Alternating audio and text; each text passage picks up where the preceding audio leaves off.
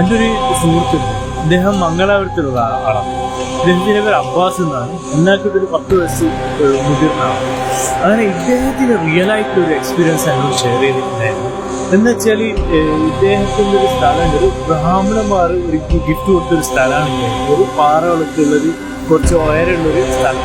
ഇദ്ദേഹത്തിന് ഈ വീടിൻ്റെ കുറച്ച് 100 മീറ്റർ കുറച്ച് ഇങ്ങോട്ട് ഒരു വലിയൊരു ആൽമരമുണ്ട്. അങ്ങനെ ആൽമരമുണ്ട്, അവിടെ എന്തോ ഒരു ശല്യം ഉണ്ട് എന്നൊക്കെ പറഞ്ഞു കേട്ടു.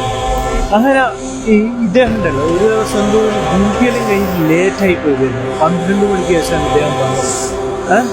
അങ്ങനെ 12 മണിക്ക് ശേഷം വന്നവരുണ്ടല്ലോ ഇങ്ങനെ പെട്ടെന്ന് ഇങ്ങനെ നേരെ നോക്കി കിടക്കുന്നു. ജസ്റ്റ് ഇടത്തോട്ട് നോക്കി ആൽമരം മൊത്തം തീയിലിങ്ങനെ കത്തുന്നു.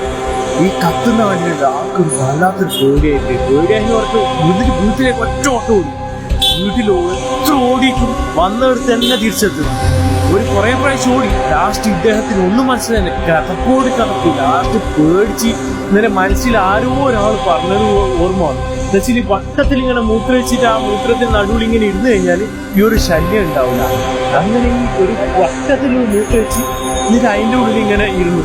എന്നിട്ട് ഇങ്ങനെ കണ്ണും കുടിച്ചിട്ട് എന്തോ ജപം എന്നുവെച്ചാൽ തസ്ബീഹ് അങ്ങനെ കുറേ നേരം ഇതാക്കിയതിനു വെച്ചാൽ ആ തീയലിൽ ഇങ്ങനെ അണഞ്ഞ് ആ പഴയ രൂപത്തിലേക്കായി ആ മരം.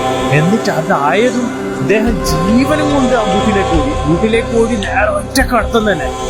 എന്നിട്ട് ഉമ്മാനോട് കാര്യങ്ങൾ ഉമ്മ പറഞ്ഞ് ശരിയാണ്, അവിടെ ചെറിയ പ്രശ്നമുണ്ട്, അതിനുപോലെ ലേറ്റായിട്ട് വരരുതെന്ന് പറഞ്ഞു. എന്നിട്ട് 3 ദിവസം ഇദ്ദേഹത്തിന് പനി പോലെ എവിടെ പോയിട്ടില്ല. ഇതൊരു റിയൽ സ്റ്റോറിയാണ് എന്നോട് ഷെയർ ചെയ്തതിൻ്റെ സുഹൃത്ത്. ബൈ.